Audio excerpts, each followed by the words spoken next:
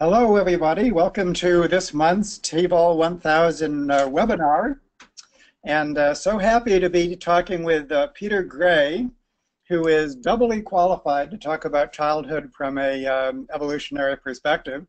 First, he was the first person to write an intro psych textbook from an evolutionary perspective, Gray's Psychology, which is now in its 7th edition, now being co-authored with David Bjorklund, our colleague David Bjorklund. And then, through the experience of his son rebelling against his elementary school education, Peter began to focus on the very nature of childhood from an evolutionary perspective and what that means for our educational practices and parenthood and childhood in all of its forms. He is a fierce champion of this. He blogs for Psychology Today. His great book, Free to Learn, is one of the things that we'll be talking about, but we'll also be talking about that plus much more. So welcome, Peter. I'm very happy to be here. Welcome to everybody here who's attending the webinar, and thank you so much for joining in.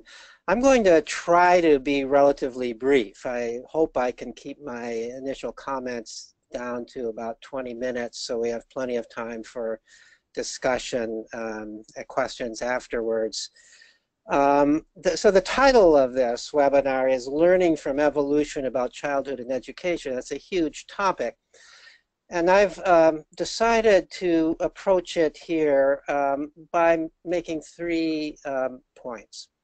And the points I'm going to make first are that the first point was going to have to do with a theory of play developed by Karl Groos. That's G-R-O-O-S, a German philosopher and naturalist at the turn of the century. Actually, in the late 19th century, he published 2 books on play in German, which were then translated into English near the turn of into the 20th century.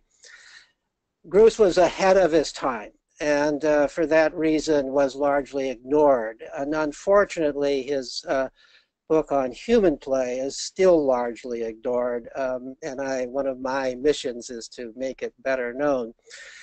The second point I'm going to make is about the significance of research into childhood and hunter-gatherer cultures for understanding children today.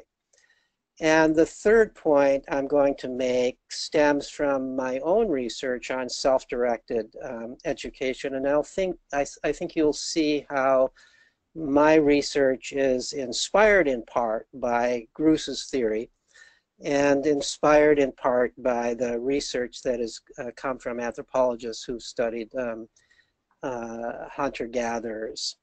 So let me start with Groos. So Groos, as I said, was a German philosopher. You could call him a psychologist. He really was a psychologist at that time.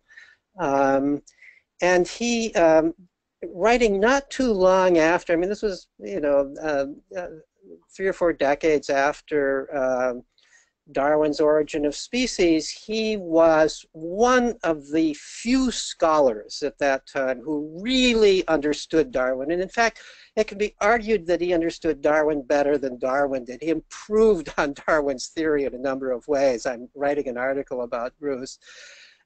Way ahead of his time in terms of understanding natural selection, in terms of understanding the implications of it, improved on Darwin's theory in a number of ways. And in these 2 books applied it to an analysis of play. Now, play is an interesting topic to look at from an evolutionary perspective because almost by definition, play is something that doesn't do anything for you. I mean, that's how some people define play. It's an activity that serves no purpose. Well, as Groos pointed out, play is so ubiquitous. It occurs not only in children everywhere, it occurs in essentially all young mammals. Nature would not have, natural selection would not have produced this strong tendency to play if it didn't serve some purpose. If I could just insert, Peter, this happens again and again and again for all things that don't seem to have a function. Religion, the arts, and so on. It's the same thing as, This thing doesn't seem to have a function, but wait, maybe it does. But wait, maybe it does. So, you know, the prevalent theories of play at that time were the kind of, in some sense, sort of common sense theories. One of them was the surplus energy theory, that children are just letting off steam in play. You know, at that time, we had this kind of steam engine view of the organism. Steam builds up, then it's got to be let off in play, and that's what children are doing. And so it's just kind of a waste disposal mechanism, right? Another theory was which is still kind of most people's common sense theory today in a way, is the recreation theory. You recreate yourself at play. You kind of wear yourself out in work, and then you play to recreate yourself. Well, Gruss analyzed these theories, and he didn't totally dismiss them. He said there's probably something to these, but there's so many phenomena about play. There's so much about play that is not explained by these theories. And so he went on to develop what is now called the practice theory of play. His basic, in his book, The Play of Animals, his basic argument was that play came about in natural selection among mammals specifically, especially mammals, in order to induce young animals to practice the kinds of skills that are essential to their survival and reproduction over the long run. And you know, he pointed out that this explains three pretty obvious facts about play, which are not explained by other theories. One is it explains why play is so prevalent among the young. Among all animals, young animals play much more than older animals do. Why? Because they've got more to learn. If play is how you practice things, you know, once you're skilled, once you're practicing things, once you're also practicing things by really doing the things, such as preying on animals in the real world, then you don't need to play so much. The second thing it explains is why play is so much more prevalent in those species of animals that depend least upon rigid instinct and most upon learning for their survival and reproduction. So play is much more common in mammals than it is in other vertebrates. Mammals are less governed by rigid instincts and require more learning in order to survive and reproduce. Play is more common among carnivores than among herbivores. It's harder to learn to hunt than it is to learn to graze, right? So you would expect more play among carnivores. Play is much more common among primates than among other animals. Primates, in many aspects of their life, have a great deal to learn. And play, for those cases where human children are free to play, play is far more common among humans than among any other species. And so this all fits with the idea that play serves learning. He also pointed out, third general phenomenon about play explained by this theory, is that it helps us understand the different ways that different species of animals play. So predatory animals play at predation. They play at chasing. That's why your dog likes to chase things in play. Chasing cars is sort of practice for hunting big game. Chasing tennis balls is practice for hunting little game. Prey animals, rather, the kinds of animals that are preyed upon by predators, play at fleeing and dodging. Young gazelles, watch them play, or young fawns, they play at dodging and darting and turning quickly as if they're practicing getting away from lions and such that might prey upon them. I could go on, explains many other specific categories of play. So that was basically his thesis, and he categorized play by the kinds of skills that different animals practice in play. And then he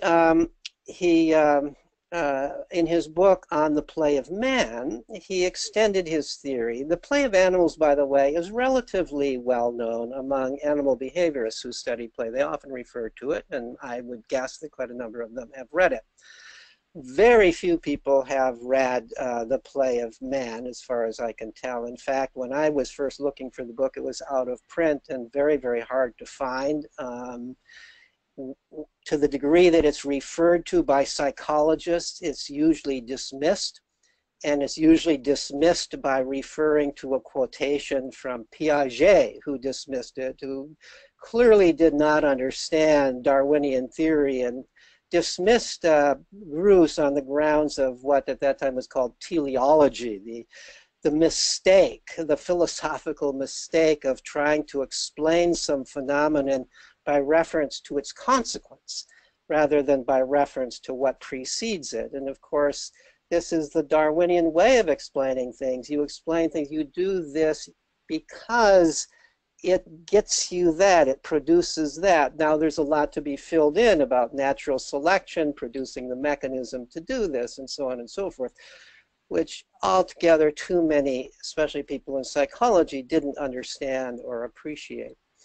So people began to dismiss, within psychology, people began to dismiss Bruce's theory of play in man, and essentially, I think because only people read the negative reviews of it, nobody read it.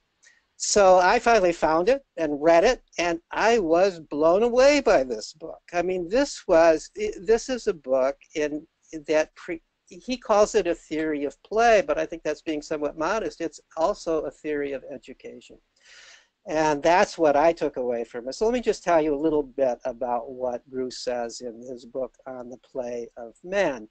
So first of all, he says, the human animal, like all other mammals, we've got to practice the same kind of things. We've got to exercise our muscles and our bodies. We've got to develop good, graceful movements. We also, historically, we've had to get away from predators. We've had to chase down prey. We've had to do all of these kinds of things. But there's also a lot of other things that we human beings have to do.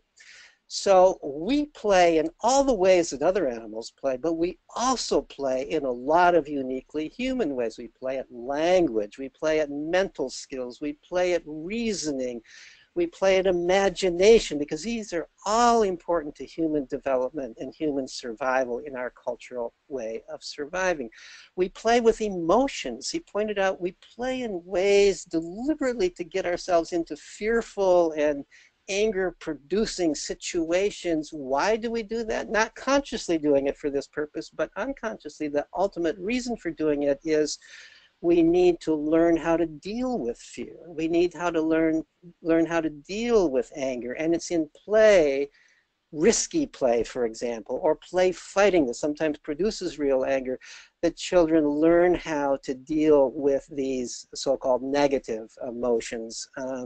He pointed all of this out. Now we've got people writing about this as if it's a new discovery. But if they had read Bruce, this idea would have been around for a long, long time.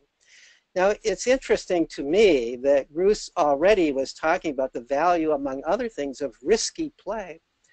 Now, one of my own realms of research, it's not so much my empirical research as my research of putting together other people's empirical research, has to do with the fact that our children today, compared to children essentially at any other time in history, except at times of child slavery and times of intense child labor, are play deprived. Our children are under adult direction, under adult guidance, prevented from just going out and playing with other kids, away from adults in the kinds of natural ways that children play. Our children are prevented from that more than children ever have been in the past. I'm going to make the case way more than hunter-gatherer children were, and I'll make that case in a little bit. And that this has been a change that's occurred just in the last few decades, just really since I was a kid. When I was a kid, kids 5 years old and older could just go out and play. You didn't have to have an adult guarding you and telling you what to do. We hadn't invented the idea yet that adults are supposed to be supervising and directing children all the time. And so kids were just out playing. And this historically was true in essentially all cultures. Even where children had a lot of work to do, they played in the context of work. They worked often independently of adults, and they played in the context of whatever their work was. Now, it's very interesting to me, and I've charted this, that over the period of time that children have been more and more play deprived in our culture, we are seeing a rise in all sorts of mental disorders in our culture, particularly disorders having to do with those aspects of psychology that have to do with being in control of your emotions and being in control of your own behavior, feeling confident that you can solve your own problems. Anxiety disorders have risen enormously, and it's not just that we're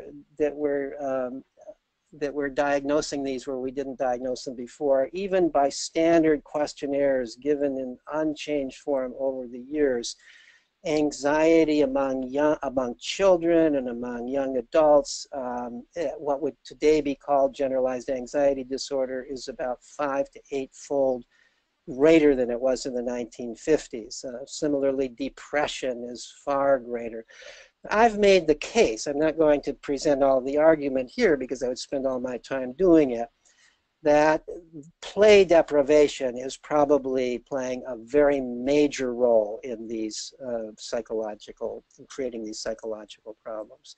Particularly telling, there's a questionnaire that assesses the degree to which you feel in control of your own life. And if you don't feel in control of your own life, there's good, that correlates very much with anxiety and depression. Well, over the years, since about 1960, there's been a continuous decline in the degree to which children feel they are in control of their own life, and that young adults feel that too. Well, where do children and young adults gain a sense of control? Where do children learn that they're in control of their own life? In play. That's where they are in control of their own life.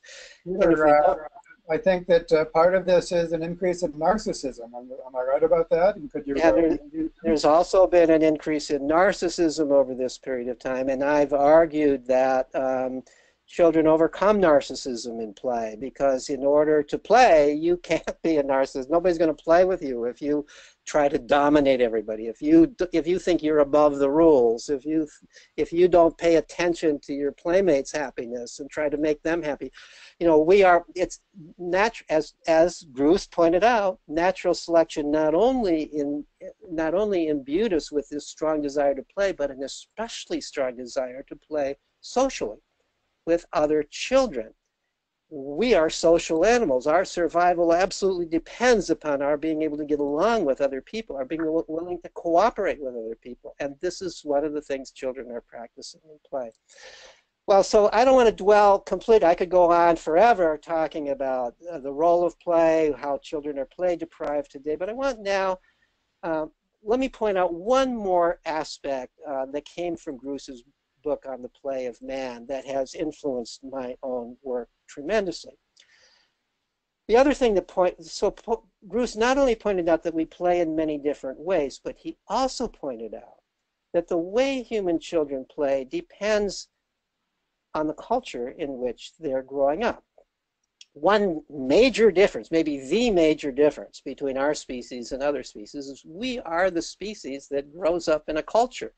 Culture is passed along from generation to generation. We absolutely depend upon culture. We depend for our individual survival on mastering at least some degree of the skills, the knowledge, the values, the beliefs, the lore of the previous generation. We've got to do that. We're not going to survive and reproduce if we don't do that.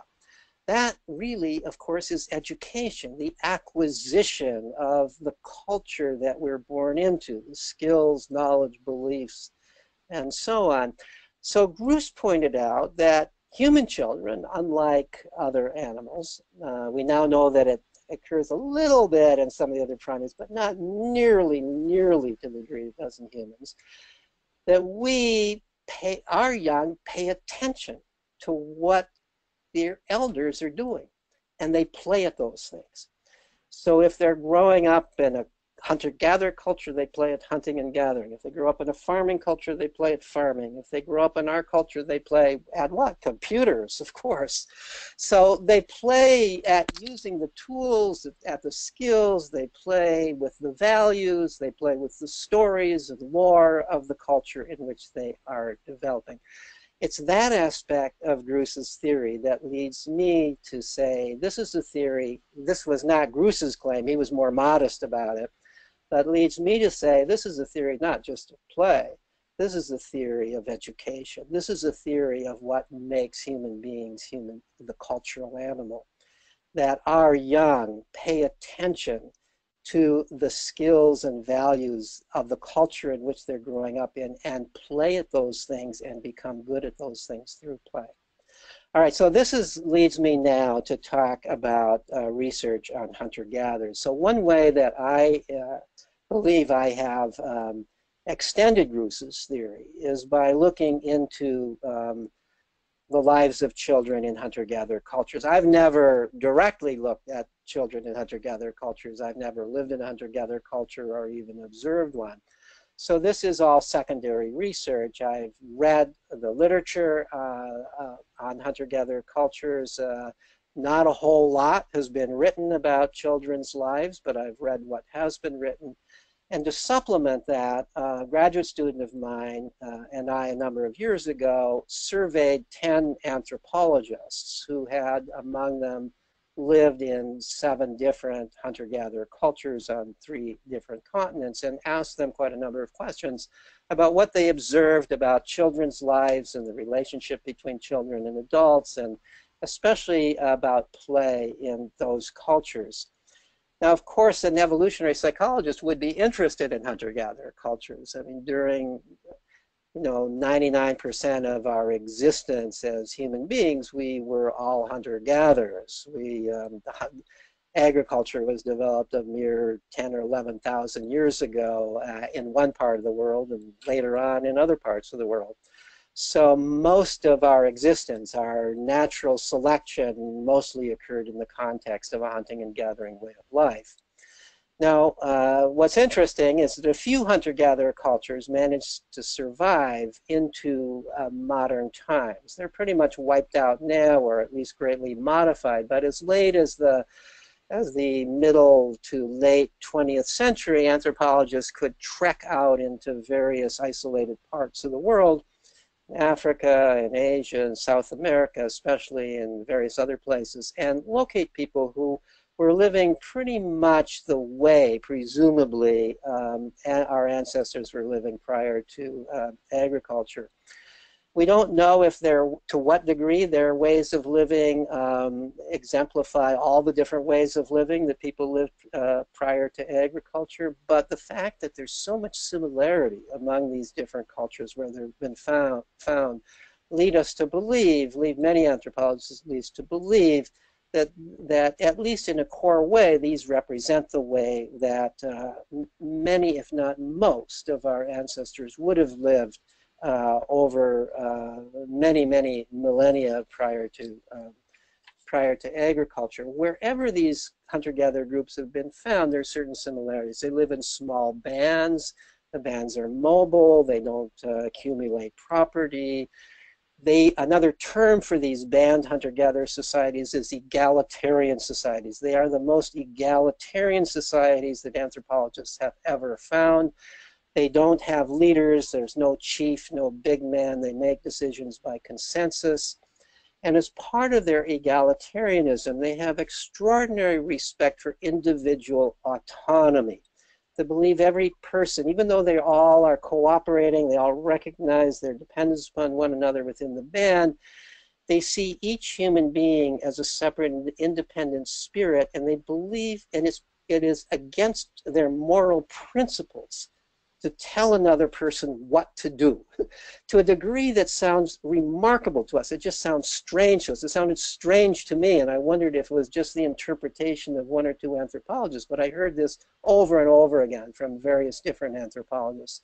So bullying is the worst thing you can do at any age, right? What is that? Bullying is the worst thing you can do at any age. bullying defined very, very broadly in the sense of, if I saw you doing something, I thought you were doing it wrong, and I just came over to you and I said, hey, David, this is a better way to do that. Now, in our culture, that would seem like a good thing for me to do. In their culture, that would be me acting like I'm a big shot who can tell you what to do. You know, they don't even, now it's okay if I find some subtle way, you know, maybe I'll just show, maybe I'll just do it myself so you can observe, but I'm not going to directly tell you what to do, because that makes it seem like I'm being your boss. I'm acting as if I know more than you know. That runs counter to a fundamental premise of what's morally correct. I don't want to slow you down, but is there a family resemblance with libertarianism? This would take me forever to talk about that. Let's come back to that. There are a lot of libertarians that are very much drawn to hunter-gatherer cultures. Absolutely. So and what's most remarkable is this principle applies to children too. They don't tell children what to do. Believe it or not, they don't tell children what to do. So let me read three. Just so you're not taking my word for it, let me read some quotations. I could go on with a whole list of quotations, but here's from 4 different anthropologists writing about this. Hunter-gatherers do not give orders to their children. For example, no adult announces bedtime. At night, children remain around adults until they feel tired and fall asleep. Adults do not interfere with their children's lives. They never beat, scold, or behave aggressively with them physically or verbally, nor do they offer praise or keep track of their development. That's Yomi Gosa, who's studied groups of hunter-gatherers in South America, but here she's writing about hunter-gatherers in general. Here's another observer. The idea that this is my child or your child does not exist. Deciding what another person should do, no matter what his age, is outside the Equana vocabulary of behavior. This is another South American group. There is great interest in what everyone does, but no impulse to influence, let alone coerce anyone. The child's will is his motive force. And here's a third one from a third anthropologist. This one's studying a group of Inuit in the Hudson Bay area. Infants and young children are allowed to explore their environments to the limits of their physical capacities and with minimal interference from adults. Thus, if a child picks up a hazardous object, parents generally leave it to explore the dangers on its own. The child is presumed to know what it is doing. I've seen films. One of my colleagues at Boston College, Gilda Morelli, studied a group called the Efe in Central Africa and has slides showing toddlers, 2-year-olds, playing with machetes, playing with fire, playing with bows and arrows, things that in our culture people would be appalled that you would allow a little child to play with those things. And I asked her, well, do they sometimes get hurt? And she said, yeah, they sometimes get hurt.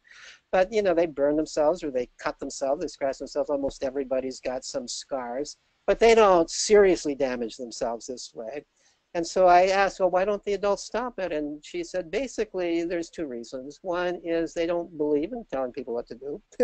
And secondly, they say, how else are they going to learn to use these things? These are important tools to learn. And of course, you're going to make a few mistakes and maybe hurt yourself doing it. But more important, that even as a young child, you have the opportunity to practice these things so you become really, really skilled at using them. How different that is from our culture, where we're so overprotective of our children. Now, I want to emphasize, these are not negligent parents. You know, something that they could really kill themselves on or really seriously damage themselves with, they don't allow. So the poison darts, they're kept way up high in a tree where no little kids would be able to get at them. They have a different risk assessment view. They believe that it's more important for children to play and explore and learn through experience than it is to protect them from scrapes and possible burns and little kinds of injuries like that.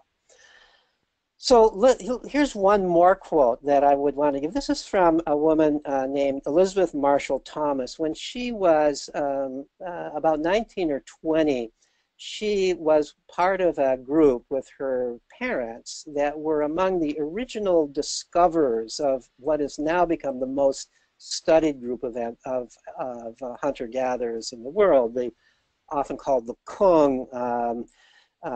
Thomas says that the preferred name for them is the Chukwansi. That's their preferred name.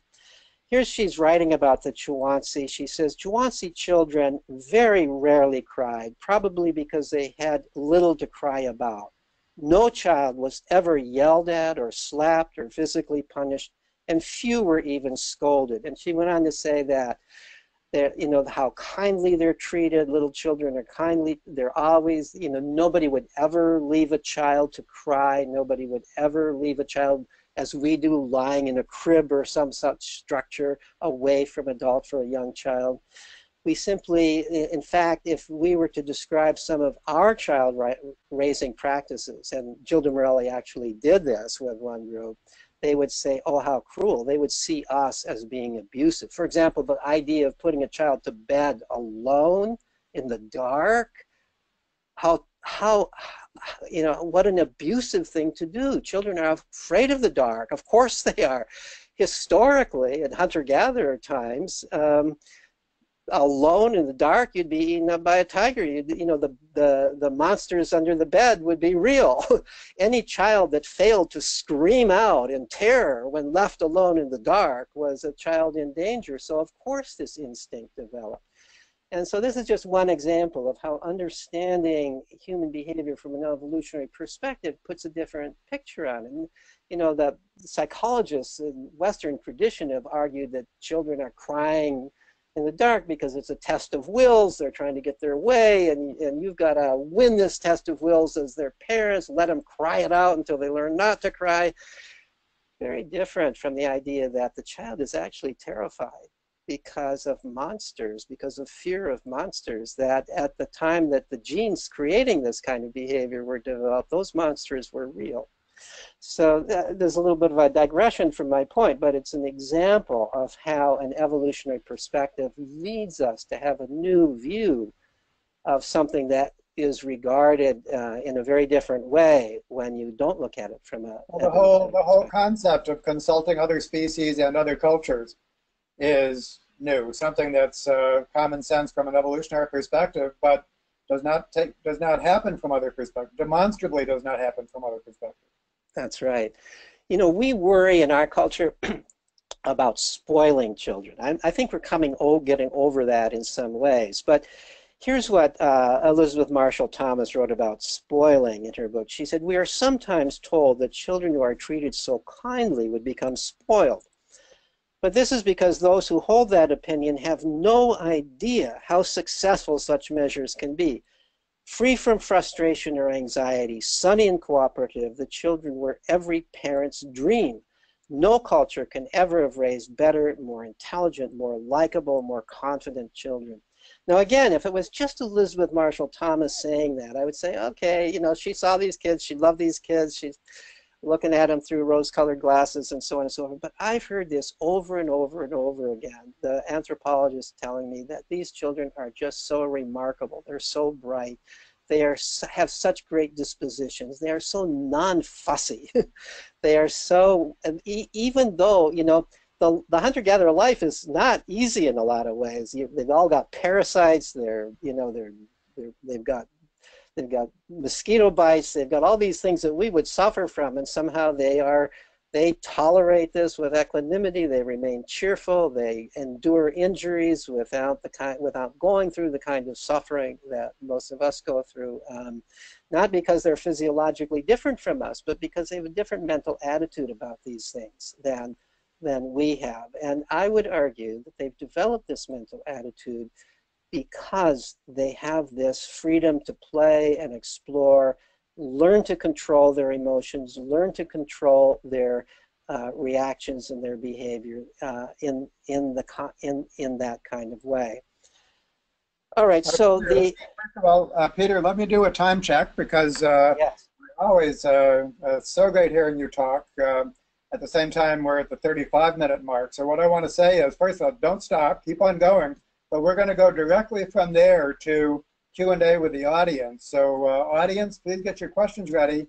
I could go on forever with Peter, but I want to make sure that you've got a chance to ask your question. And with that in mind, then Peter, please continue.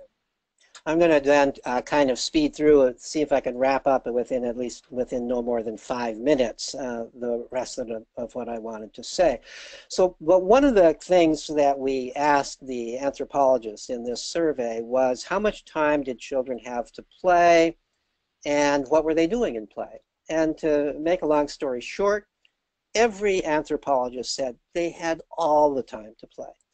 From the age of about 4, which is the age when parents believe, adults believe in these cultures that children have common sense and don't need to be watched by adults, from the age of about 4 on into the teenage years, certainly through mid-teenage years, very, very little is expected of children in terms of any contribution to the band's economy. They're out playing and exploring with other children all the time, morning to dusk, day after day, all the time, playing and exploring. And the adults seem to recognize that this is how they learn.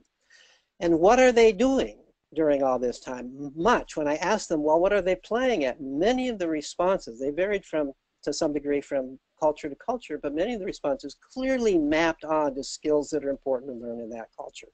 In all the cultures, the boys played endlessly at hunting and tracking, very difficult skills to learn. In the culture in which women, in the Agta in the Philippines, women also hunt and track in that culture. The girls also played at hunting and tracking in that culture. The children played at building huts. They played, if they were culture that made dugout canoes, the children played at building dugout canoes. They played at the music. They made musical instruments, the music and dances and stories of their culture, the art of their culture. They played at imitating animals, which is how you learn about animals. They played at fishing, if it was a fishing culture. So they played very clearly much of the time. They would imagine themselves being adults, going out hunting, or being adults getting honey out of the tops of trees, and they would go through all the motions of doing that, and so on. So Bruce didn't have access to this kind of observation, but his theory predicted it. This is exactly what Bruce's theory of play would suggest, that hunter-gatherer children in different cultures would be playing at the very skills that are important to their cultures. So now to wrap this up, I want to turn to modern times into what really is my own empirical research, which is primarily research on self-directed learning in our culture. As David often writes and talks about, evolution occurs at various different levels, and there's various ways of talking about evolution. And we can talk about cultural evolution. And cultural evolution produces characteristics that don't always jive with biological evolution. And I've written about this. I won't go into detail now, but because of cultural evolution, because of certain kinds of times that occurred after hunter-gatherer period when it became really important to raise children to be obedient. We went into feudalism. Remember, if you weren't obedient, you could be killed, right? So you had to raise children to be obedient. You no longer could support free will. You now had to beat the free will out of children. The parenting became largely beating children. Education, the early schools, the leading instrument of education was the rod, beating the freedom out of children so they would obey. That was the primary purpose of the early schools. I go into detail on that elsewhere. And then now we're stuck with those schools. We don't longer beat children, but we developed schools that were primarily to suppress free will and to train children to do the things that the adults believe they should be doing. And that's fundamentally still the way that our schools operate. Well, what would happen if you decided to raise your kid in a hunter-gatherer kind of way and not send them to school? Well, it turns out there are a lot of people who are doing that, thousands of people. And they're doing it in a number of ways. There are a number of schools, one of which is the Sudbury Valley School, where I've done research, which sets itself up as simply an environment for self-directed learning. There's no the staff don't call themselves teachers. There's no curriculum. There's no tests. There's no courses offered. Rather, it's a place where there's all kinds of tools, there's adults who can help you if you want help, but most important, there's children of various ages that you can interact with, there's all these things you can do. This has been in Massachusetts, this has been qualified as a school, at least in the local community. Now there are many schools modeled after Sudbury Valley throughout the world. And I've done research on the graduates of such school. It goes from 4 years old, interestingly. That's the age that hunter-gatherers think that people have common sense and don't have to be followed around all the time and can be trusted to make their own judgments. Goes from 4 years old on to the late teenage years, the typical years of high school. It continues on through. Not graded in either of the senses of being given any kind of a grade. There's no evaluation. I've done studies of the graduates showing they go on very well in life, including they go on to higher education if they want, even though they've never done anything like school before, if they've only been to this school.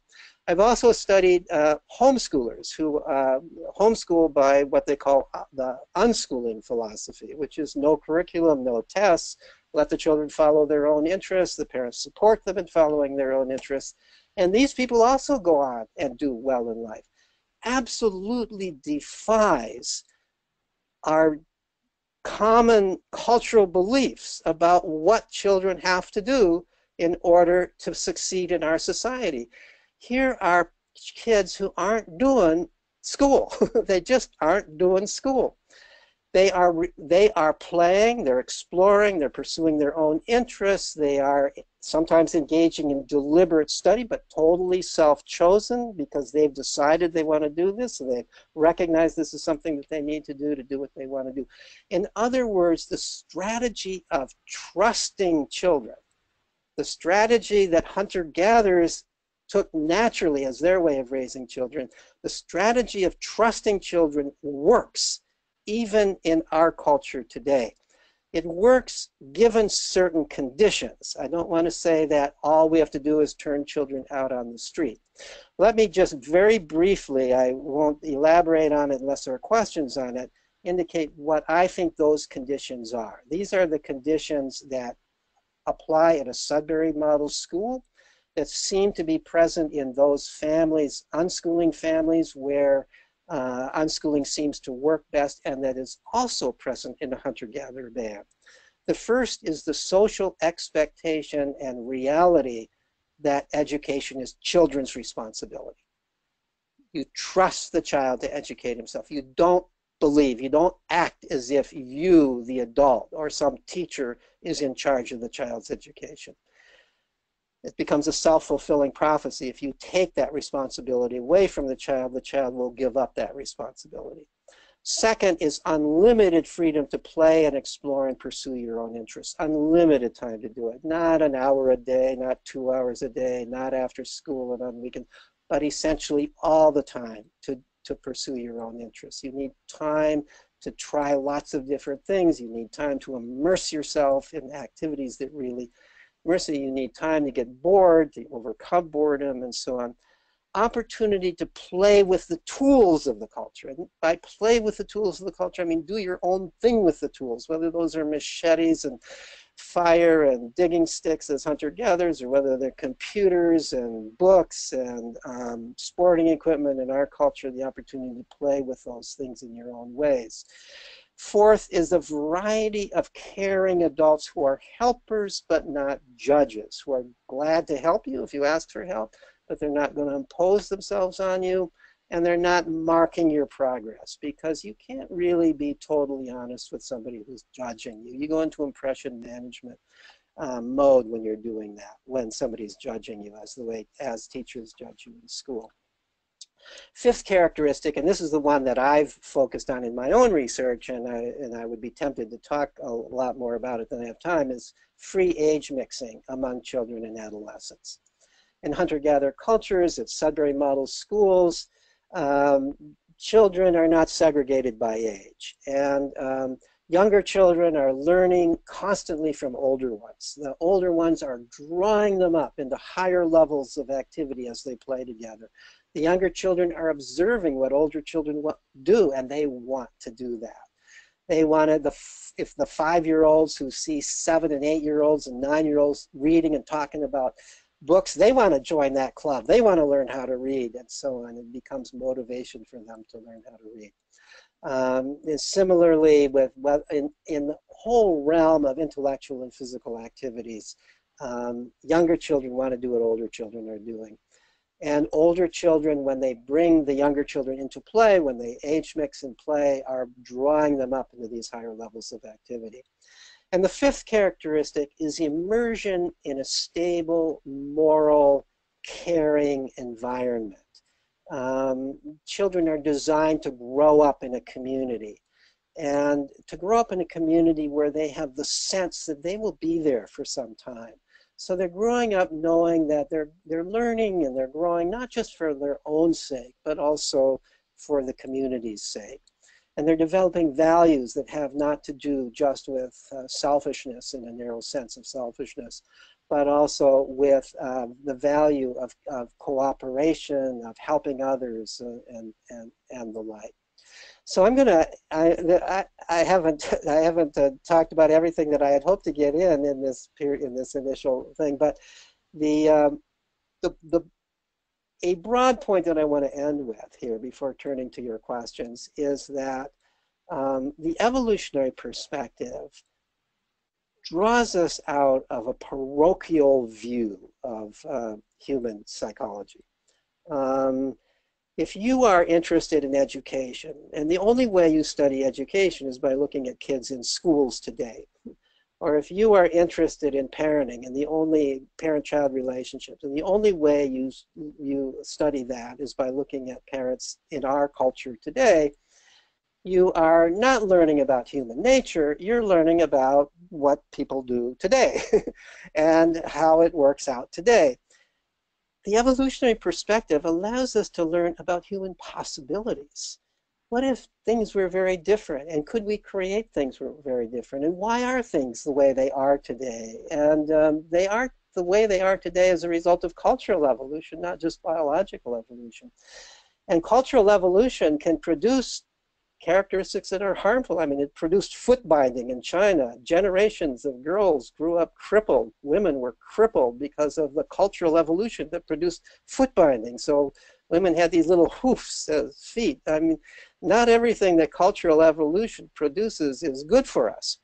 And I've argued that our schools, with their coercive nature and their directive nature and their suppression of play and curiosity, are not good for children. And so the evolutionary perspective allows us to think in new ways about old problems. Oh, Peter, always such a pleasure to hear you. And we have 12 minutes left. I'm going to ask the first question, and then Ashley, get ready to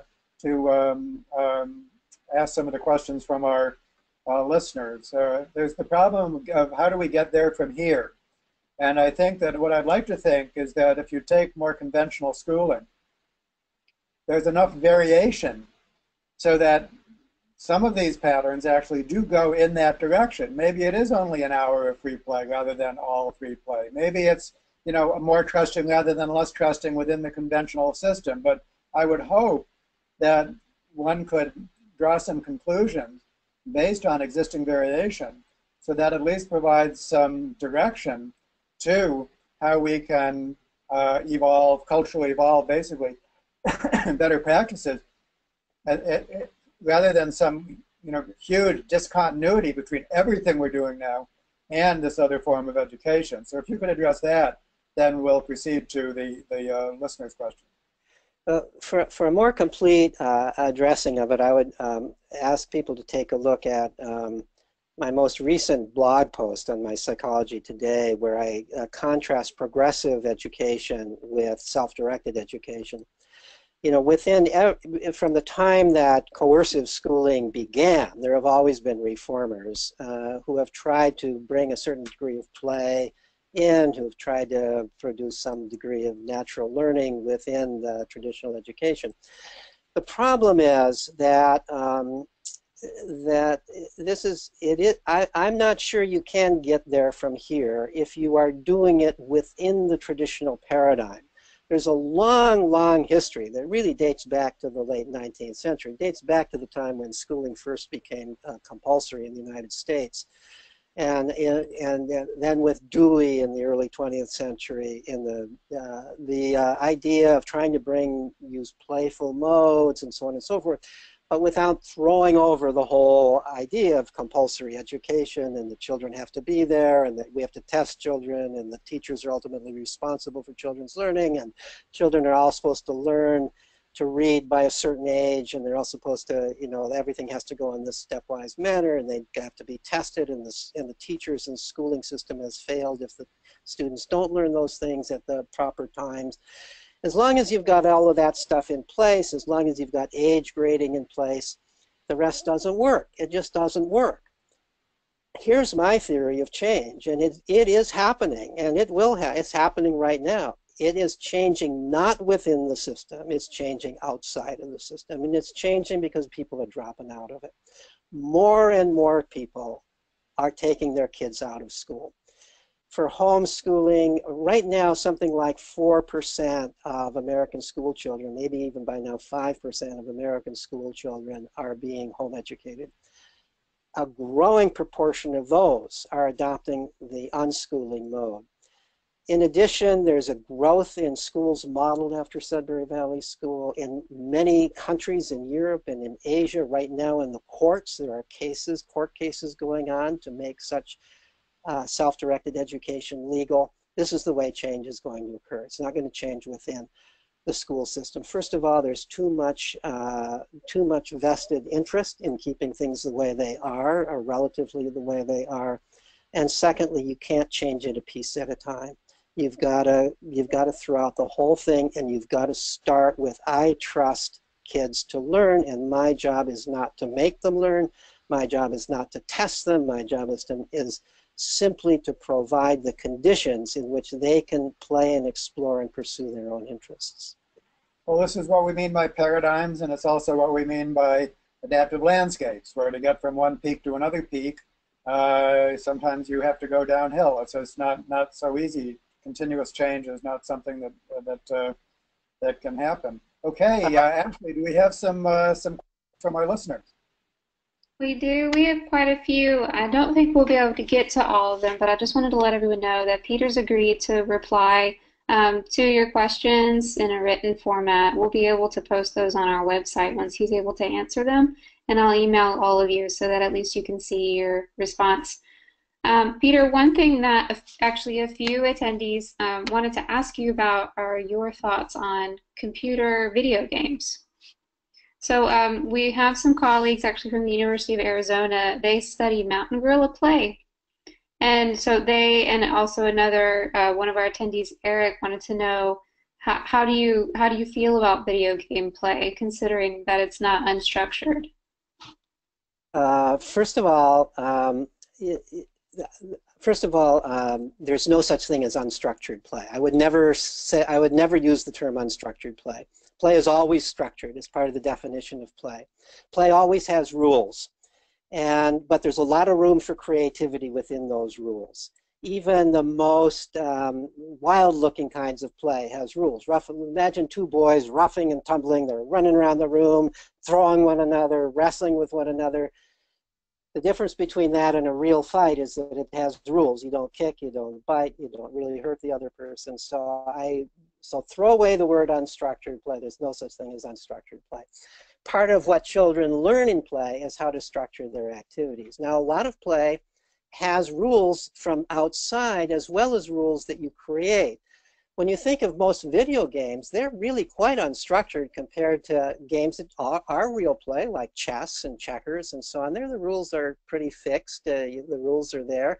A lot of video games, you kind of discover the rules, and the rules are kind of modifiable. And so video games are clearly play, and they're fascinating play. They're mentally stimulating play. The only thing they don't have is that they're not physically active. So if you're just playing video, and they're even social these days. You're interacting with other people. Sometimes the people are present in the room. At Sudbury Valley, there's a lot of video play, and kids are playing right physically present, often on the same computer or right adjacent to one another, interacting with one another.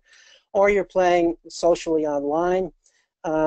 There's a lot of myths about negative effects of computer play, and I've written I've written actually 3 blog posts on this topic, which you could find if you look at the table of contents of my Psychology Today blog. I think that that people are often, whenever there's a new technology developed, the older generation fears it, thinks that it's going to just ruin the minds of the younger generation. And I think this is largely an example of that. We older people. That was true for the advent of writing. It was true for the advent of writing. People said, oh, the younger generation, their minds are going to rot because they no longer have to use their memories. They can just write things down.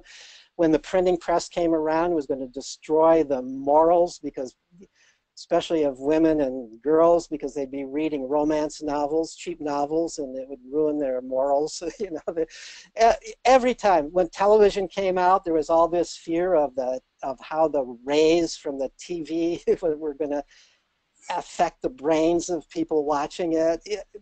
You read the same kind of stuff now about computers. You would think we would learn that that this is part of the human nature of us older people. Is we in some ways, we're jealous of the younger generation because they can do all these things so easily that we can't do, and so therefore we figure it must be bad.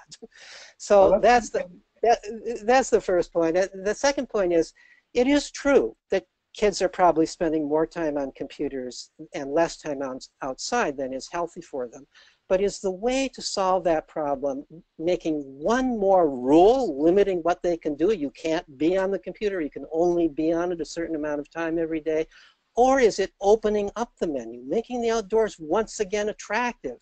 I've talked to lots of kids, and in fact there have been systematic surveys done which show that most kids would prefer at any given moment to go out and play in the park with other kids if they could, if there were other kids there to play with, and if they were allowed to do it, and if there were no parents there, adults there supervising them, interfering with their ability to play in their own natural way. So we have more or less prevented children from occupying public spaces and being children out there in the real physical world.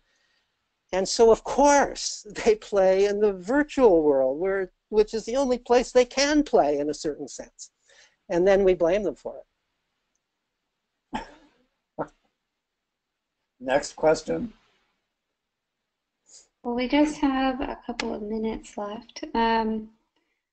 Would you consider playing be more related to procedural memory compared to semantic memory? Well, I think that play promotes both. I mean, children play in so many different kinds of ways.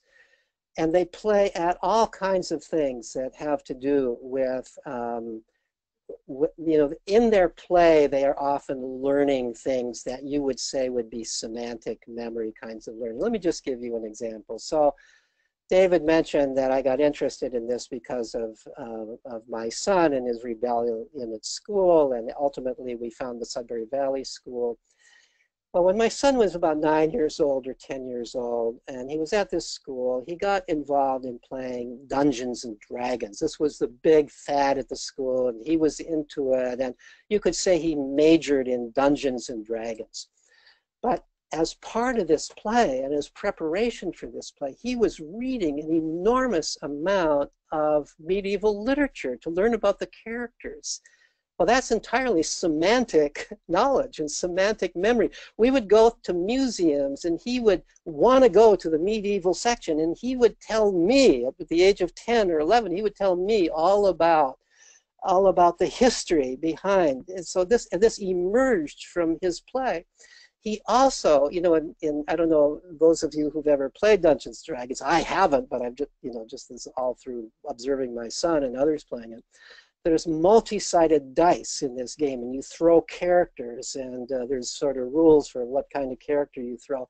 He got interested in what is the probability of throwing a certain kind of character with a certain number of dice, and he ended up reading a book on probability theory and writing an article for Dungeons & Dragons magazine about how to bring probability theory to bear on the throwing of characters. Now, I'm just giving you this as an example. There's other examples I could give. A kid who was really into fishing began wanting to know everything. So this is procedural fishing, right? But got interested in fish, wanted to know everything about fish, was reading about fish, was reading about ultimately stream ecology, ultimately became a stream ecologist. So whatever you play at, you are learning, you are potentially learning so much. You can't say that is just producing procedural knowledge versus semantic knowledge. Okay, well, we are done, but we're not done because this is so cool. Peter will be asking, answering other questions by right, and this is a topic area that's very central to what the Evolution Institute does and what the TVOL 1000 is going to be getting into, basically childhood, parenting, education from an evolutionary perspective. So I see the TVOL 1000 as a vehicle for pursuing this. And of course, this View of Life is a vehicle for providing content, as it has in the past and will in the future, as well as a portal to all the other great content that's out there, starting with Peter's blog on Psychology Today and his great book. So Peter, thank you once again. Thank you very much. And again, I'm sorry that I talked so long and didn't have more time to address questions. Oh no, it was a real treat. Okay, I guess we're done. Ashley, is that right? Yeah, that's it. Thank you everyone for attending. And as soon as Peter's able to answer them, it'll probably be a week or so. I'll be able to send an email to everyone so that if you've asked a question we weren't able to get to it, you'll be able to see his written response. And a recording for the webinar will be available tomorrow. I'll also email everyone a link for that as well. Awesome.